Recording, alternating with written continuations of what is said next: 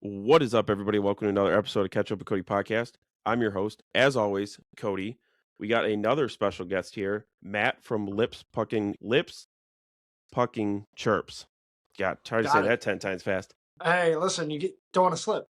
Big, oh yeah, for sure. Big hockey guy. So we're definitely going to get into a little bit of that today, and just talk some hoops and really how we're both kind of working on content, podcasts, and everything, and just giving each other some tips and tricks. So tell the viewers a little bit about yourself. Well, first of all, thanks for having me on. I really appreciate it. And I'm a New Yorker. I'm Long Island, born and raised, but not an Islander fan. Grew up a Ranger fan, and just always been a dream of mine. Just getting into sports content creation. I see some of the people with their takes, and I figured, mine are as crazy or accurate as some other people. So I just threw my hat in the fire. I got on TikTok. I swore I'd never make a TikTok. And I got on TikTok like in October, November, something like that. And and here we are. It's done really well. I'm proud of the work that I did. I've done so far. Slow and steady, wins the race, as they say. Yeah, no, I definitely, I came across your channel through the Sports Reel podcast, which those are some great guys. Yeah, Love them. I actually got invited to go to their studio next week. Very cool. Because they actually don't live too far from me. So that's going to be really cool. And I already talked to Tim and a couple of the guys. That's exactly what I was just going to say, is that I'm excited to talk to them about their setup. And I mean, the amount of money and the amount of work that these guys are putting in, I'm excited People for don't them. realize. People don't realize that, No, I mean, I'm just working with just a laptop and an extra monitor, and I'm like, damn, I don't know how these people do all this stuff. I don't. I mean, I'm in my basement. Half my kids' stuff is spread all over the place. You know what I mean? So right now it looks nice and this and that. I mean, but you look over here, it's probably a disaster. I do have my Marvel vs. Capcom old school from the 80s and everything like that, or 90s, whatever that was. That's. I'm a little bit of comic book nerd when it comes to that stuff, but and my setup is the same way. Like, besides the square, everything is just junk and storage. Yeah. So I'm like, you know what? Nobody else can see it besides me, so this will work for now until I move up. So yeah, you're gonna level up soon. I've seen your stuff, man. You're doing some great work. You gotta. It's slow and steady though. It's slow burn, sometimes with the stuff. Yeah, no, and I appreciate it. And I've talked on a couple episodes about like networking and everything. And I mean, I don't know how you feel about it, but I never thought I'd be a guy networking, and this is so cool. I mean, meeting people. Oh yeah. I've met people now. This is like a handful of states of people that I've met, and I'm like, wow, I guess my content is, getting out there. I didn't think it was going to get outside of Michigan. So it's really cool to see that. Which is awesome. I mean, listen, I have 2 podcasts that I do weekly. I do Instigators Hockey Show with former NHL player Chris Kostopoulos. So he's Canadian, but now in Pennsylvania. The host of the show, Paulie D, he's in Florida. My other co-host is in Nashville, so I'm pretty spread out. Wow. Then I got a Fire and Ice podcast where I have 5 other creators from TikTok. One is another Ranger fan from Florida. Someone's from St. Louis. I got another Long Islander, but an Islander fan. And then I have a guy from Arizona. So, you really spread out. Now, wow. Back-to-back Michigan podcasts over from me. So, I mean, it's really cool. And the one thing I noticed about TikTok is, I don't know if you feel the same way. Instagram, I feel like you go into the fires then a little bit. Like, it's a little bit more harsh on Instagram. And TikTok's a little more uplifting. Not saying that you don't get a negative comment here or there or whatnot, but TikTok's been I've been really gracious about, the people that have gone on with TikTok and whatnot. It's been really, really a good experience. I got nothing bad to really say about it. Yeah, no, for sure. And like I said, I feel like it's easy to like relate to these people because everybody's on the same page as far as like the struggles, the behind the scenes and everything. Like, there's people that I know like in real life and everything, and they're like, oh, okay, I mean, your stuff's cool and this and this and that, but like the people that I've met so far know like the ups and downs of doing content, doing podcasts and everything. So that's what really keeps me motivated and keeps me going, is that obviously my content's getting out there, and like I said, I would love to have thousands of views and stuff like that, but you got to start somewhere. So 100%. I mean, I think we all had a dud video here or there, and I mean, you just you just keep rolling with the punches. You know what I mean? If you believe in something and you believe in the work that you're doing, I mean, me personally, of course, you like you said, love to have thousands of followers, thousands of views and whatnot, but I really just do this for fun. And I Oh, yeah. mean, Yep. people, more 90% of the time they give you gracious comment. There are people that might attack your opinion. I've had people even attack my looks. Say my eyes are too close together, which I never got. I got a big nose. I never got like eyes too close together. So I mean, it's crazy. Like that's the first time I heard it. I got called Cyclops and everything like that. I just laugh at that. I make a little TikTok on that just to but you kind of brush it off. You have to if you're putting yourself out on the internet. You have to understand that you're gonna get that. But more or less, it's just really a fun experience, and it's just good to for me to kind of exhale. Me personally, I'm a mailman. That's what I do on a daily basis. I deliver mail. It can be very monotonous, you know what I Yeah. mean? So this gives a little more excitement and a little more fun. Oh, That's yeah, why we're for doing it. sure. And it's kind of like, it's kind of like a therapy for me too. Like Uh-huh. whether I do a Yeah, solo absolutely. podcast or with somebody, it's pretty much a therapy. So, but yeah, it's cool to see, and I mean, I can't wait to see where I go. I can't wait to see where all the people I've networking where they've gone. But let's uh, let's dive into this hockey. I know you guys have talked. I believe it was a couple weeks ago on the Sports Real podcast about the Red Wings in March. Obviously, they don't go well together, and this Nope. is another year of March and the Red Wings not agreeing with each other. So, what's your take from a big hockey guy, but outside of a Red Wings fan? How do you see the Wings looking? So I see with Detroit 2 straight years, right? 2024 was that year with Washington and Detroit. I believe they finished with the same amount of points, if not Washington was 1 point up, and they snuck into the playoffs. And they were really red hot towards the end of the season, and they really rode that wave, and they just missed it. And then last year, the same thing. And Dylan Larkin was not happy in his exit interviews, and they didn't really make any significant moves at the deadline. Now this year they didn't until adding Justin Falk, which is really isn't I wasn't really a huge fan of that. I think they overpaid, and I don't think that was a game breaker. Now the thing is, all the good teams are in the West, in my opinion. There's some good teams in the East, but like the West is really loaded. And if there's ever a team, especially with Detroit has a ton of prospects, they have all their picks. If there's ever a year to kind of go all in and really go for it in the East, this was kind of the year to do it. And nobody in the East really loaded up. You saw all the big moves really were going to the West Coast, Western Conference team. And I felt like they missed the opportunity to get at least some more center depth for sure. Especially, I know Larkin being hurt, that's obviously, really, really, not going to be ideal. But it just looks like they're running out of steam right now. And unfortunately, they got off to a hot start. They were first place for most of the year. And I kept saying, I don't believe in them. I don't believe in them. I don't believe in them. And unfortunately, here we are. Yeah, I don't understand. Like, yeah, like you said, like we started first place, started off hot. It's like, I know obviously throughout the season injuries and obviously you guys, tired and everything, but Right. you can't this is the worst time to start falling apart. Like I'd rather collapse early in the season or mid-season than what, 12 to 13 games left in the regular season. Like, Especially being so close, too. I mean, and Detroit's fan base is unbelievable. I mean, Little Caesars Arena is on my bucket list, 100%. oh, I I got to love get it. there. It's like my second home. Yeah, I mean, I got to get there either when the Pistons play or the Red Wings play, preferably the Red Wings. But I think that it's just a shame because they went 25 straight years making the playoffs, and now they don't do it this year. That's a decade, Yeah. and they got a talented crew there, and Steve Eisman really built this team like Tampa, but they're just not getting over the hump, and you got to wonder if his job security could be at risk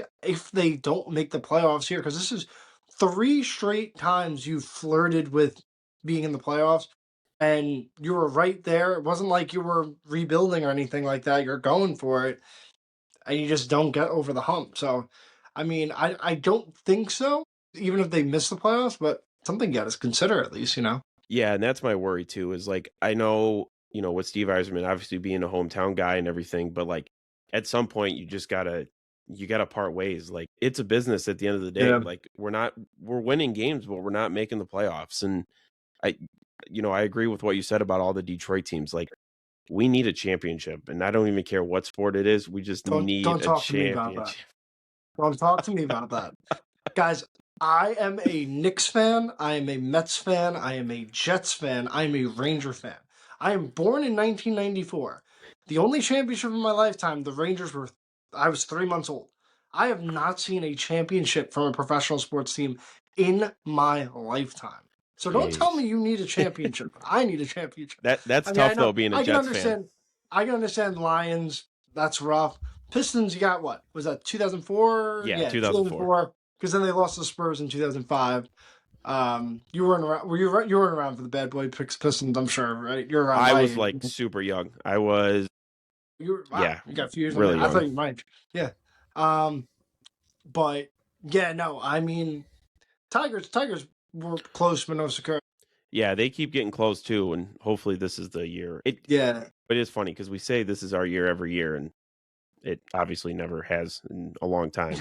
No, it doesn't. No, it doesn't. I think that's with everybody, but my hockey team isn't very good right now. My football team isn't ever good. Yeah, So, and as a Lions fan, I think you can understand that. But only recently, they got better. But yeah, with the Red Wings, it's tough because they could totally still make the playoffs. You just go on a run here and rip off a 4 or 5 game winning streak right in there because everybody's so bunched together. But you gotta win, and especially they lost the game the other night to Ottawa. Ottawa yeah, and them were neck and neck. That's a 4 point swing. Losing in regulation versus losing in overtime, where it's okay, you got a point. They only gained one on you. But when you lose in regulation, or you could have beat them in regulation, that's a 4 point swing one way or the other. Really, really tough loss to Ottawa the other night. So, yeah, and that's my worry though too. Is like, if we squeak into the playoffs, like, are they going to go anywhere? Or because I don't know. it's That's all my about worry too. matchups right now. Yeah, for It's sure. because you know what? There are 7 teams within 4 points of each other. So like the seeding is all crazy. You don't know who's playing who. Like if they get matched up with Buffalo, Buffalo's on a heater right now. But then Yeah, and again, I Buffalo doesn't saw have that much playoff wasn't experience. Buffalo like the beginning of the season they weren't that good, correct? Correct. Okay. Buffalo, it's funny. Buffalo and Columbus have a lot of parallels, but Buffalo gets a lot of love because they just haven't made the playoffs in 14 years and nobody cares about Columbus, right? But Buffalo fired their GM and they've been on an absolute warpath since they fired their GM, and they've had the best record in the league. And then about a few weeks later, maybe about a month and a half later, Columbus fired their head coach and they've had the best record from that point, and they've Wow. been really on a heater. So they don't. The two teams that don't really get a lot of love normally nationally. Buffalo's getting a lot more of that love, but Columbus is very, very good too. Don't make no mistake about it. They are feisty, scrappy, and they'd be a tough out in the playoffs. Yeah, and I think that's like a good thing of like kind of flying under the radar and not having that spotlight on you because then you don't have that pressure, you don't have any of those issues. So, I don't know, but yeah, Detroit needs to do something. Yeah, like I said, I think it'd be. I can't see it happening, but they would need to make a big splash. As much as I want to say like Austin Matthews, the way things are going in Toronto, where there's 80,000 signatures right now of him getting stripped of the captaincy. That was before he got Wow. hurt, because just the whole beef between Canada and the U.S., him going to the White House, obviously the relationship between the two countries is not great. Yeah. But 80,000 signatures for him, who's one of the best players in the league. He happens to be American. He's captain of a Canadian team. They wanted to strip him of his captaincy. Then he gets hurt. No one sticks up for him. It's going to be very interesting. He could be available. Detroit should totally make a run at him. Him and Larkin obviously playing for Team USA, but I don't know how likely that would be with them within division. But they have the assets to get it done for sure. But again, unless Austin Matthews really wants to be in Detroit, he has a full no move. But like a move of that caliber, they need to kind of make a real splash, because right now the roster ain't cutting it. They're just not getting it done. There's still time left in the season, so we'll see. But Yeah, no, I 100% agree, and I don't know. Like I said, I think, like you said, I think Yzerman's, on the hot seat. It's like you got to do something. I mean, even just making playoffs will at least, continue him to be here maybe another year or two. But yeah, I mean, like you said, the way some of these teams are and how it's all bunched up. I mean, it's anybody's to win, but the Wings need to step up. I mean, I see they're on a 2-game losing streak here, and it's like some of Yeah. these other teams I'm looking at, like, come on. Like, even in the West, Colorado, again, is good. I've been paying attention a little bit, but since the Pistons have been so good, I've been paying attention to basketball. But, like, Yeah, the I get it. Avalanche have been good, I feel like, for a long time. And with only 13 regular season losses, like, that's crazy. I wish And the What's Wings would be what's like that. more what's more crazy is they only had two through the first 40 games, so they've actually fallen off, if you want to use that term, in the second half of the season, but not much, obviously. I mean, the West is a dogfight. I mean, obviously the Pacific is the division you want to be in because obviously you could be. There's teams in the East that aren't going to make the playoffs that would be winning that division. That's how bad that division is, unfortunately. Which, I mean, I was on my podcast yesterday talking about changing the NHL playoff format, going from the way it is right now. I mean, you're a big basketball guy, right?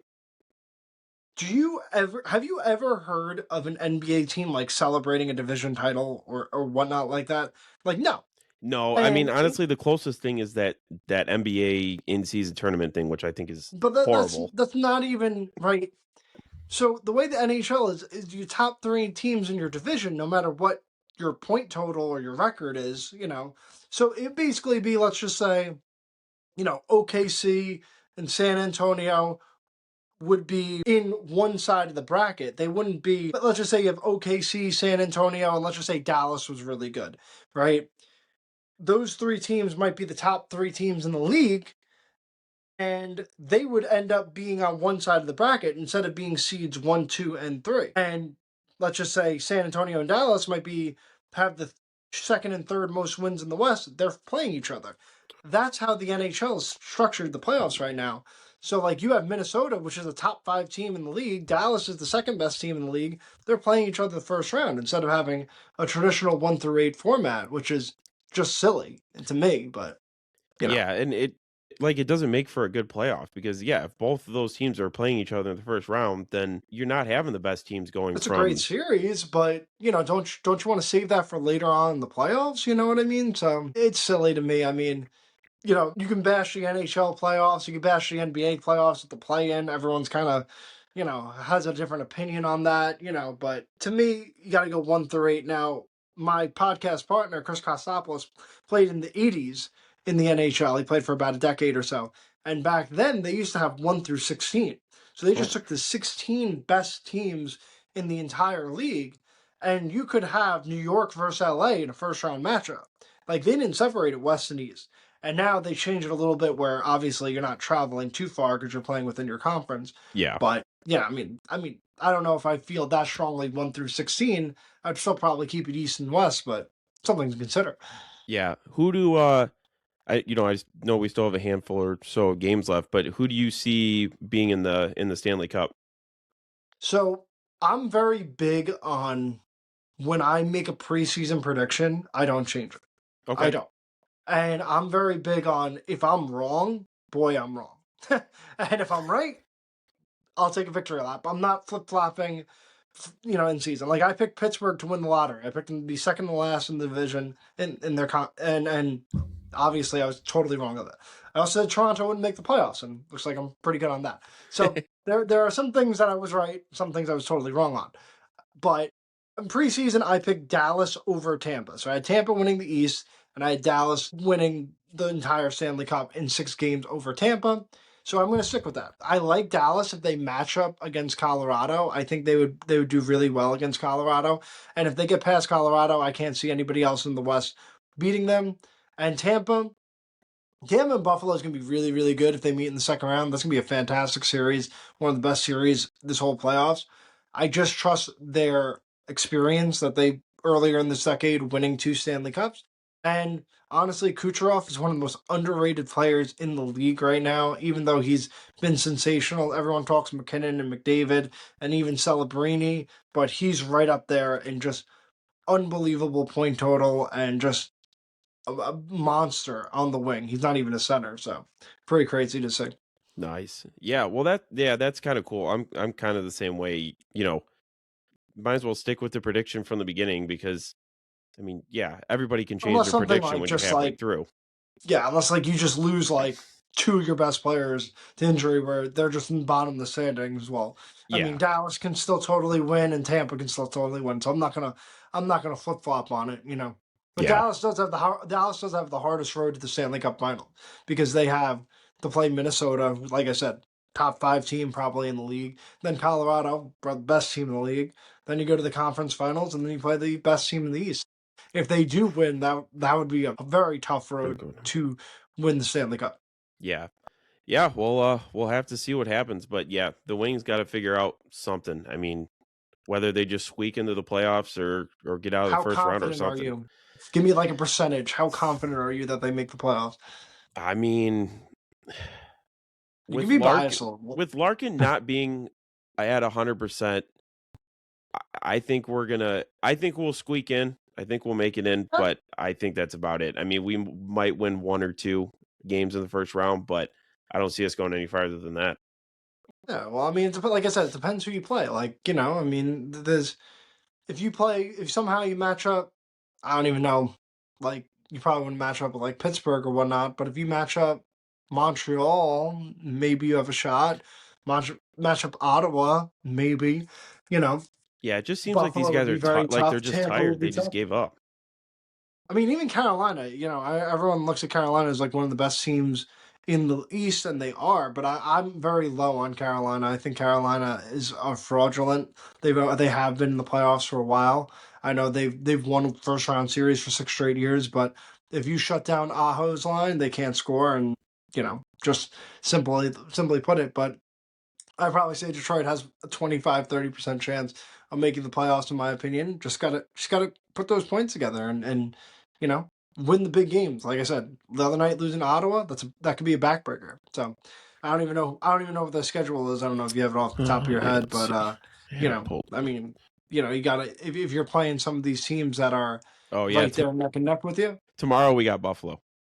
I mean, Buffalo's not right there, but like Buffalo's got a few points on you. You're not catching up to them, but you got to at least walk away with 1 point, at least bare minimum. Steal a point in that game. Yeah, I mean, and even like the sports reel was talking yesterday or Tuesday, they were like, even if you just get overtime wins or even Yeah, overtime losses, I mean, 1 point you can just claw your way up there. But yeah. yeah, Look at obviously a Vegas. loss isn't going Vegas to is help. if you combine overtime losses and losses with like Vegas, they're like 8 or 9 games below 500. They have 8 or 9 more losses than wins if you combine overtime losses and losses. Which to me, I hate the loser point. That's just Yes, me. I I've agree. had multiple videos on this.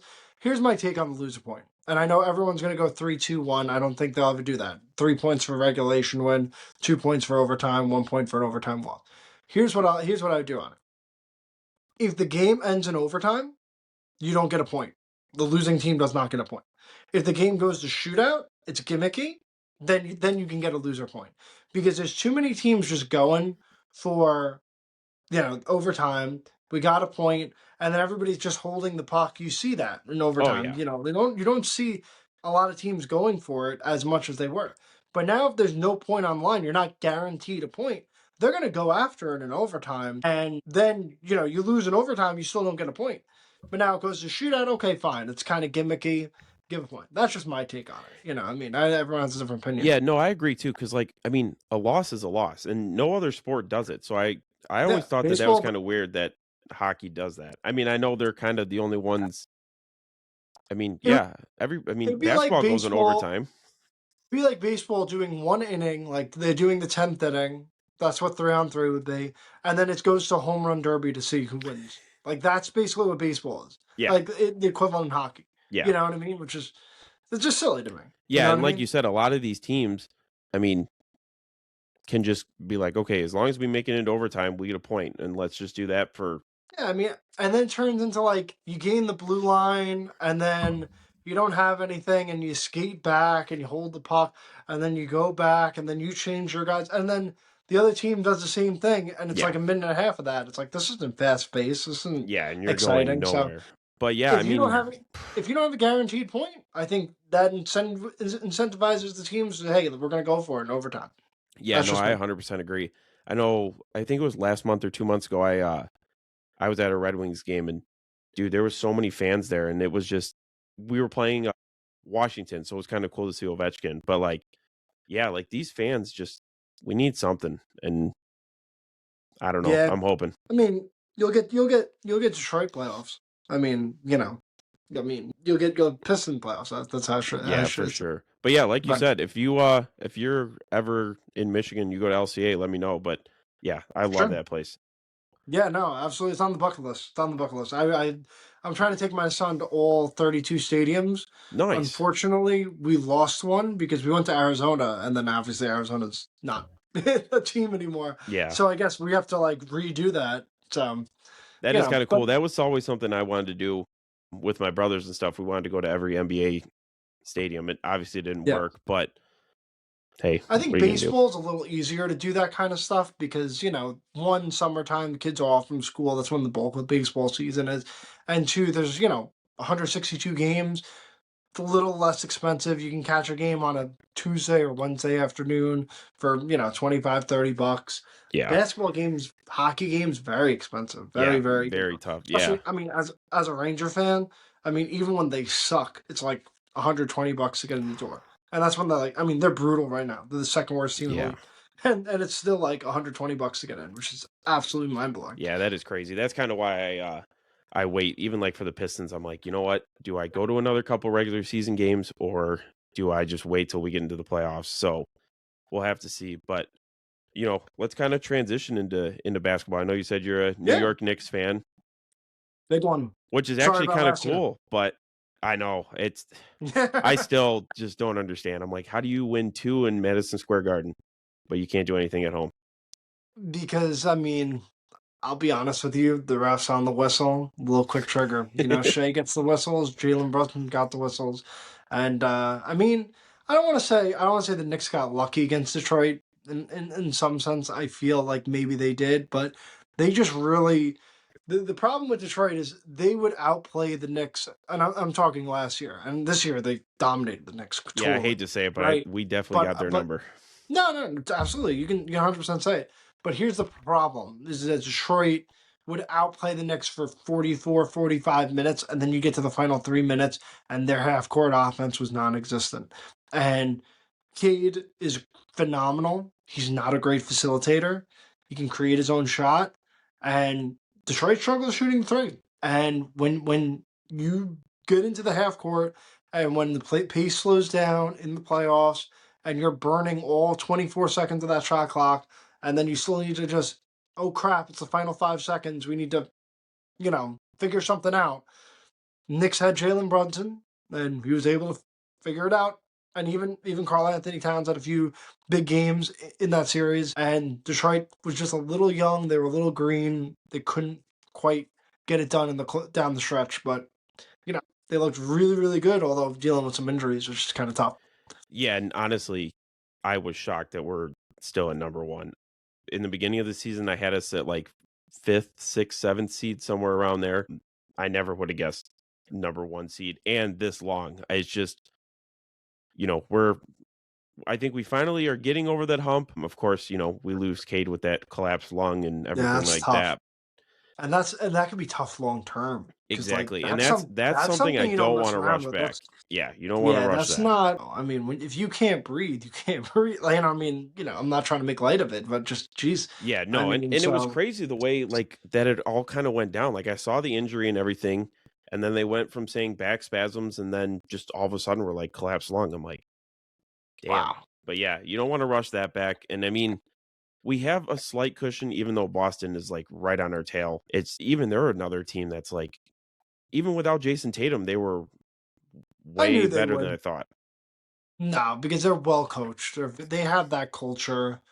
They were always going to be good. It's just I feel like Boston will always be there. Jalen Brown got a lot of disrespect, and they always, it's Tatum's team, but Jalen Brown's been really a stud.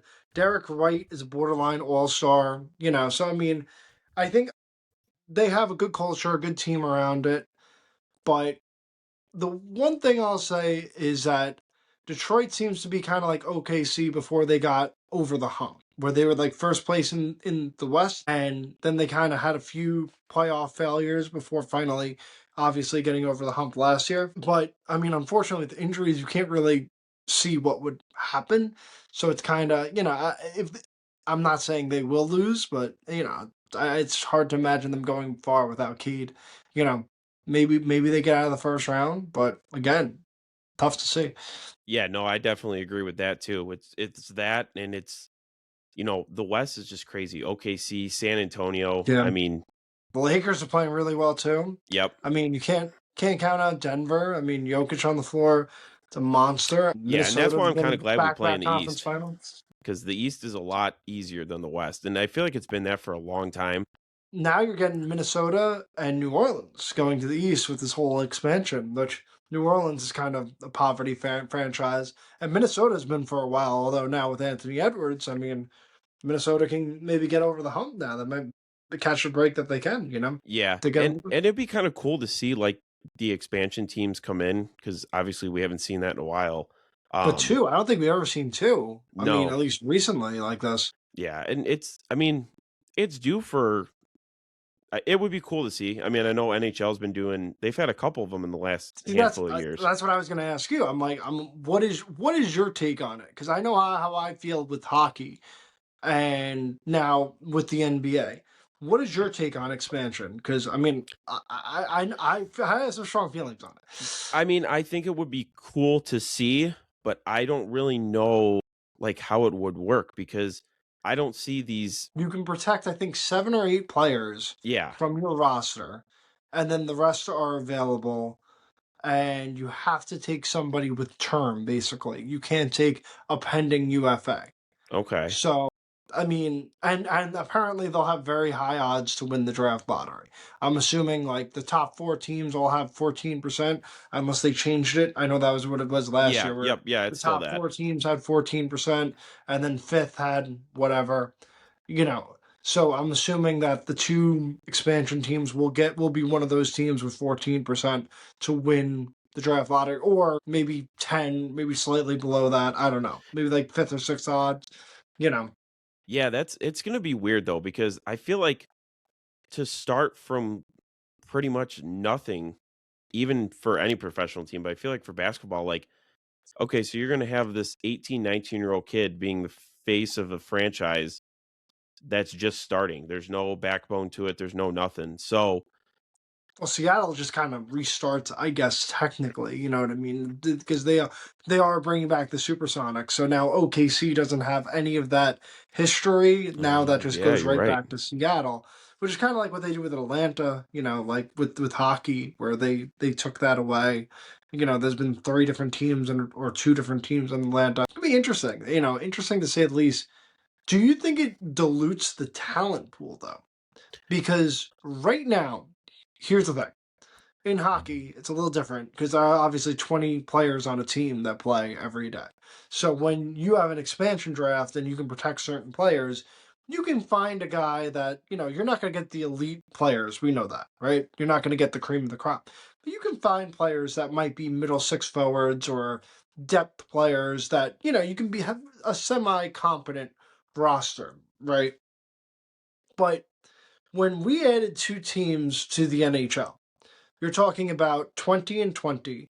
That is 40 players that would be in the minors or playing college hockey or overseas, whatever you want. They're basically 40 minor league players that are now professional hockey players at the highest level. And that's without injuries. So every team obviously has injuries, and there are fringe players as well. You see that with the NBA as well. And now I've noticed goaltending has been horrible in the NBA and NHL, NBA. In the NHL, you see more goals per game. You see a higher level of scoring. You're going to get that in the NBA, right? Now, it's only 15 players on a roster, but do 15 players ever play in a game? No, right? So it's really like, what, 7, 8, call it 10 tops playing in the roster. Yeah. But there's still 15 to fill out a roster. So now you're taking 30 players that are in the G League, basically. And obviously, it's not just those 30 players going to the expansion team there's going to be picking.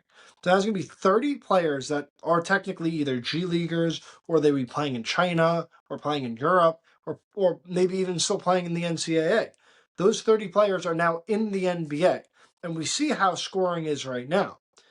Now I feel, just like I feel in hockey, the elite players with the elite talent, the elite NBA players are going to average 35 points a game, because now you're playing against G League competition in a way.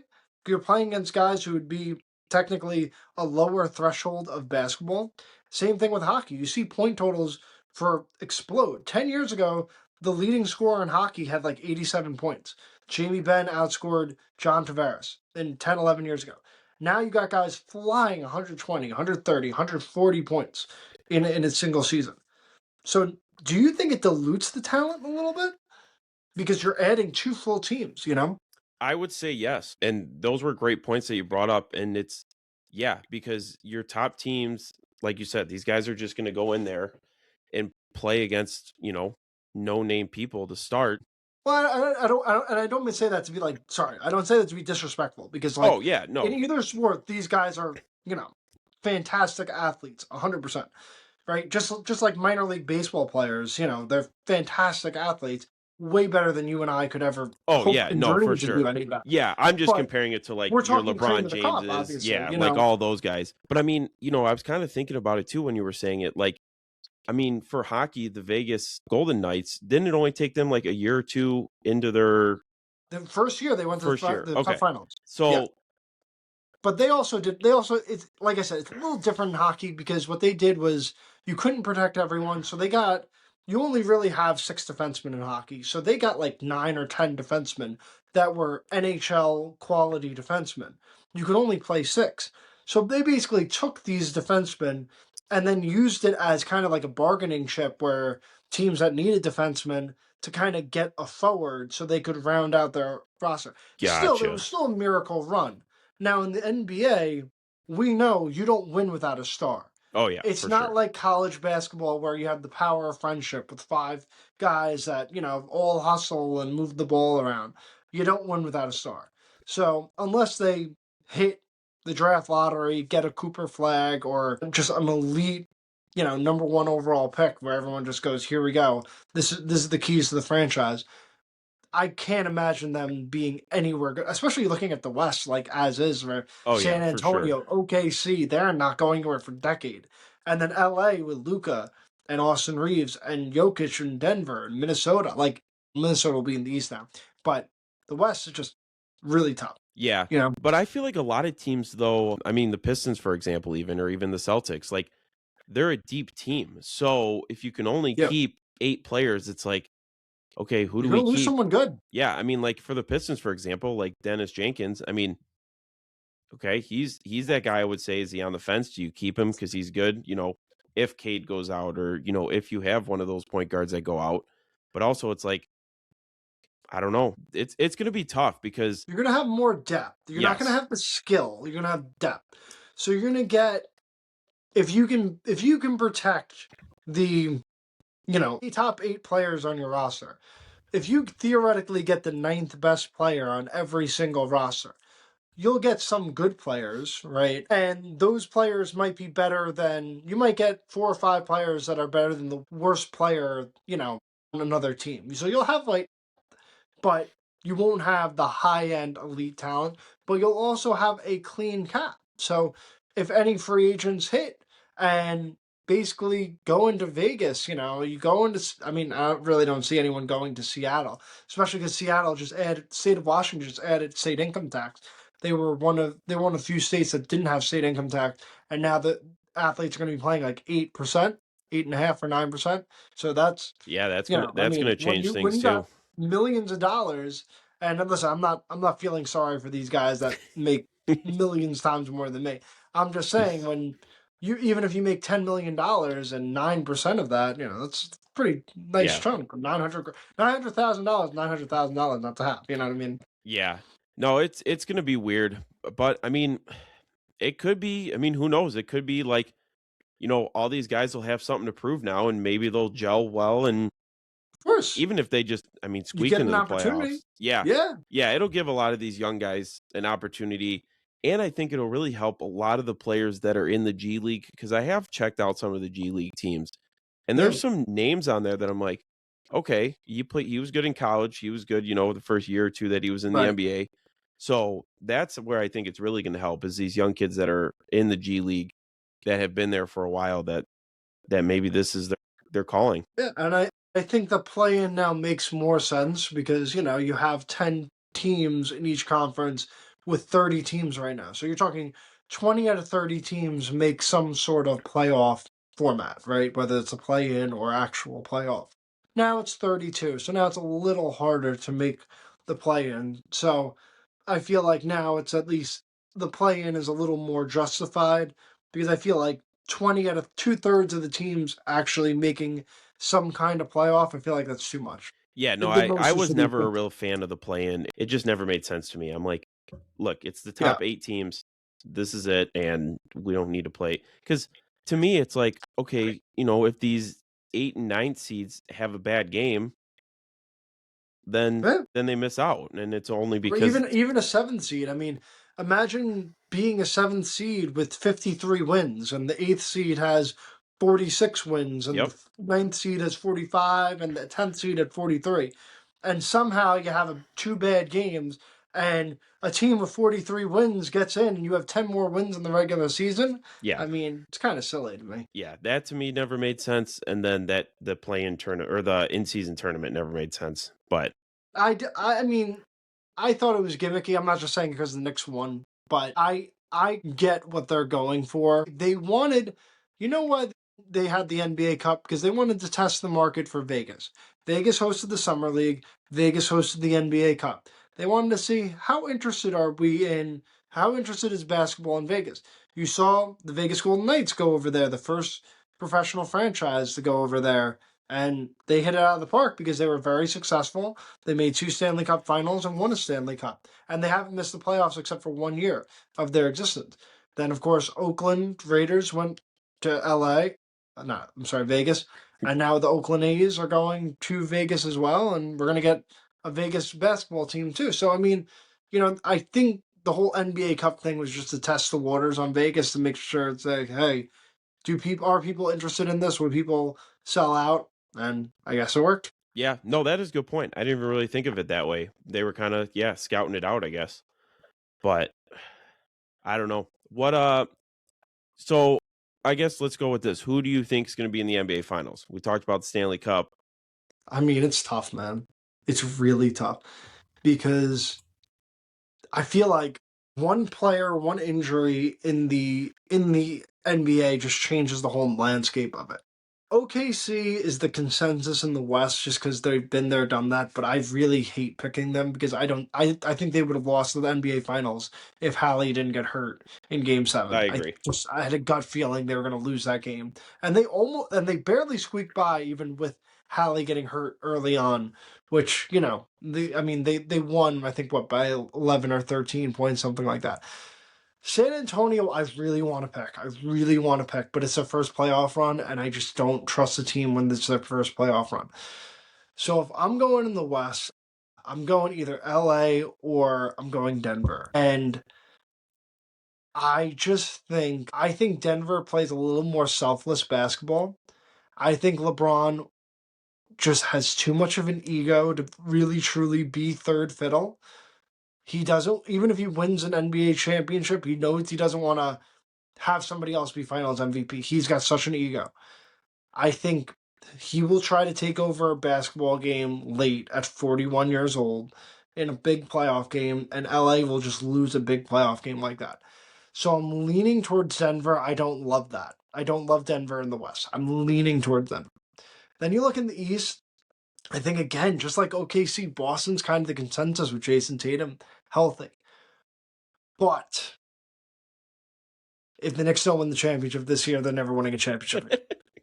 So, I think this Knicks team is a little bit more well equipped than they were last year. they're worse in the regular season, but they're better built for the playoffs. They have more scoring. They have more depth. They're not going to play the same five guys for 45 plus minutes, 48 minutes a night.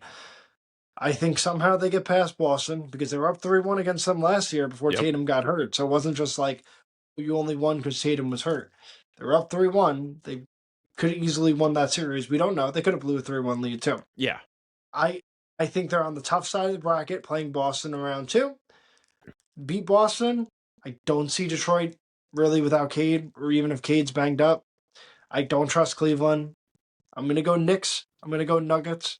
And I'm going to be a homer. I'm going to just say the Knicks. And I do not feel confident about that at all. But I'm just going to say it because if they don't win a championship this year, they don't. I'm just saying. Yeah, But no, probably, that's fair. If That's I'm fair. using my head, it's probably OKC and Boston. But that's just, I'll just go Denver, New York, and I'll take all the hate from everybody in Detroit. There you go. No, I mean, yeah, no, you bring up a good point. With Cade being out, it's going to be tough. So I'm hoping that, I don't want him to rush this back. Even if he takes off the rest of the regular season to get healthy in the playoffs, I'll take that all day long. So I just, like you said with the Knicks, I'm going to say the same thing with the Pistons, though. Like, I think this is our year. I don't picture us being first for a while afterwards. I don't know about that. You're such a young team. You're going to get better. You don't think, I mean, as long as this injury isn't substantial for Cade, I don't see why you wouldn't get better. That is true. Yeah. You have I'm a just very afraid young of the core. teams that are like trailing us, like you said, like the Knicks, like Boston. Who is a better young core on the East side than Detroit?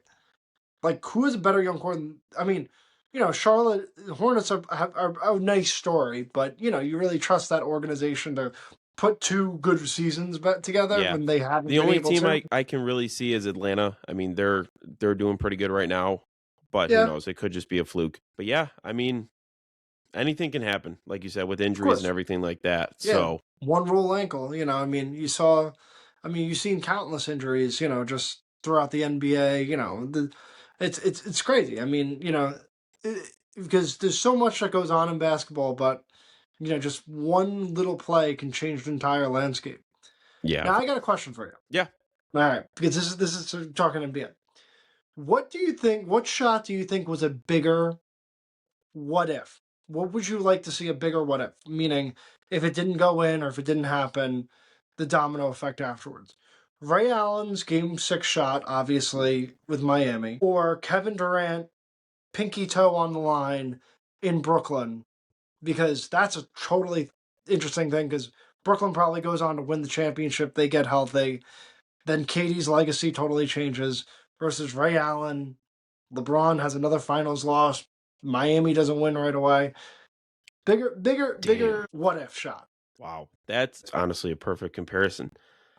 I would probably have to say Kevin Durant with the toe on the line and everything because, yeah, it would definitely change his legacy because Him, Harden, and I was Kyrie. just I was listening to a podcast. I can't remember what podcast it was. And they were saying like Kevin Durant really hasn't won a championship by himself and he can't really Yes, run a no. team by himself. And I 100% agree. I mean, he's a great basketball player. Don't get me wrong, but like even him playing in Houston right now, like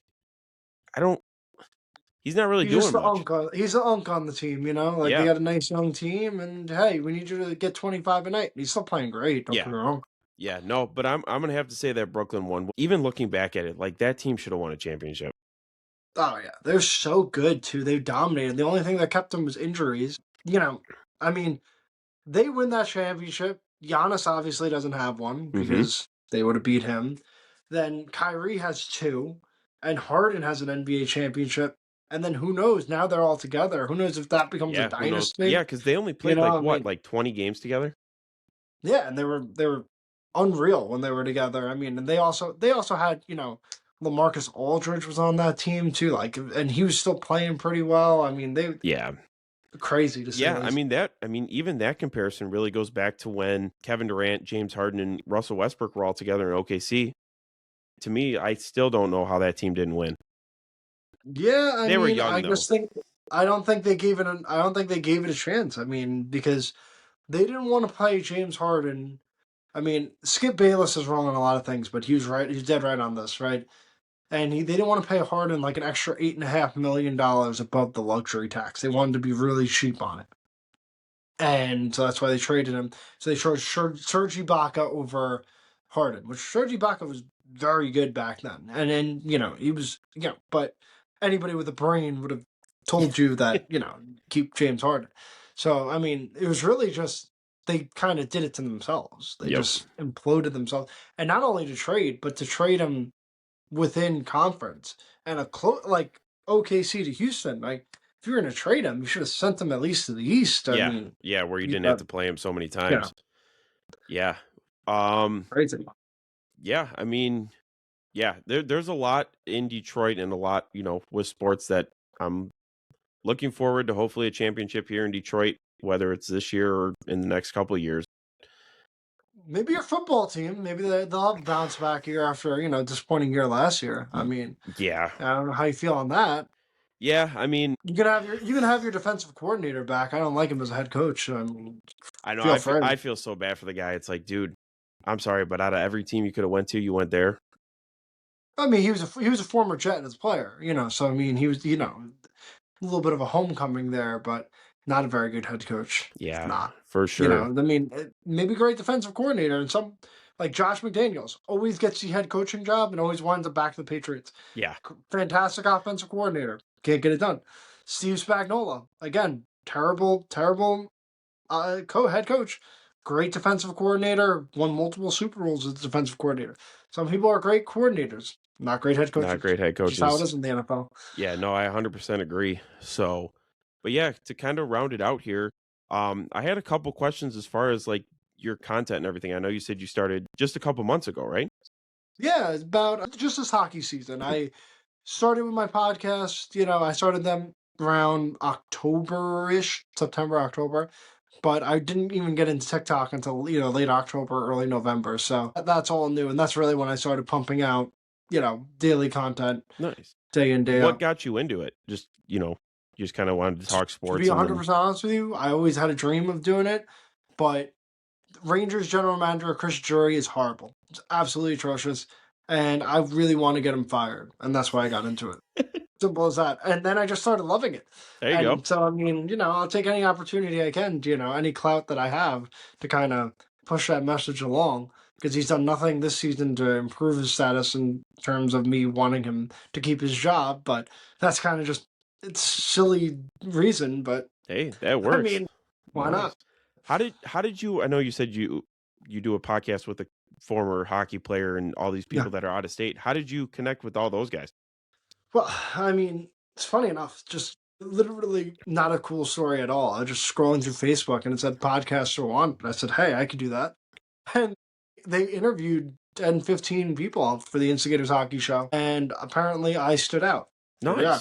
And I mean, I never do good in job interviews at all, ever. And I won this one. So, I mean, Hey. And we just clicked. We had the chemistry. We were growing it and we're doing really, really well. And proud of how far it's come. And I've been hosting the show a little bit more. It's fun. And getting to know people in the hockey community that are professional athletes, former or even current, really, really something cool to see, Yeah, that's one thing I need to start doing as far as the networking thing, like we talked about, is I want to start reaching out to, former athletes and stuff like that. Well, he played in Detroit, and he is not. And Detroit kind of did him dirty, so I don't think he technically is a former Detroit Red Wing as well. He played for the Hartford Whalers, Toronto Maple Leafs, and New York Rangers. Damn. So I mean, Detroit kind of did him dirty a little bit. Yeah. So he doesn't like to say that. Yeah, but that's really cool. No, I mean, even like I've seen your content, and it's really cool. And so keep it up. And it's funny, like I said, I kind of do this as a hobby too. And the growth that I've seen, I'm like, all right, if I just take my time and actually focus in on it, then we should be getting somewhere. But yeah, no, your content's really good. Appreciate it. Thank you. But you too. I mean, it's a slow grind, and anybody listening that doesn't, that maybe wants to jump into it, you gotta have a little bit of thick skin. But I encourage people to do it. I mean, I think it's always cool to see people give their opinion. And I mean, hey, listen, if someone's going to chastise you for your opinion, that's going to happen no matter what. Might as well just put it out there and say what you got to say, right? Yeah, no, for sure. And And mine, I started a podcast with my buddy a year and a half ago, and then we just got busy, with life and everything. Right. And I'm like, dude, I've like missed doing podcasting stuff. And we would stream like playing college football and talking sports and stuff. I'm like, why can't I continue to do this? And obviously, I mean, it's a lot harder to do it solo than it is with, a Yes. co-host and stuff, but it's all right. I kind of like it because I can work at my pace and I have control over what's going on. Sure. Whereas like when I was doing, co-hosting with him, he was in charge of some stuff too, but it's like I know what's happening and what's going where. So that makes it a little bit easier. Right. I feel the sweet spot is three people. I think four gets to be too much. One is obviously hard. You're the show. You gotta carry it. Two is good to ping pong back and forth, but three gives a little bit of a different dynamic because then I feel like that's a sweet spot. Everyone gets to talk enough. You might have two people siding on one side, one person on the other, and then another topic. It just might flip around. That to me is the sweet spot, having a three-person panel. I mean, four is fine too. When you get to five or six, it's too much. I mean, I've Yeah. done that too, but I mean, but that's my opinion. I feel like three is probably that magic number right there. Yeah, no, for sure. And yeah, I mean, I'm definitely going to keep watching your content and everything. And I'll definitely have Same you here. on the show again for sure. Maybe once the NHL playoffs start, we can kind of chat it up there. Hopefully. Yeah, Uh, I mean, hey, Detroit makes it. We'll preview a series together. That's fun. That sounds good to me. yeah, for sure. Any last words or anything? Definitely, plug your content and everything too No, before we get out of here. just lips fucking chirps. I'm at lips underscore 1994. So if you want to give a follow, Facebook, Instagram, YouTube, or TikTok, I'm on all of them. I post daily and appreciate it. Just really, really happy to be on. Yeah, for sure. And again, thank you for being on. Good luck with your content, and we'll Thank you, definitely man. keep in touch for sure, man. I appreciate you coming on.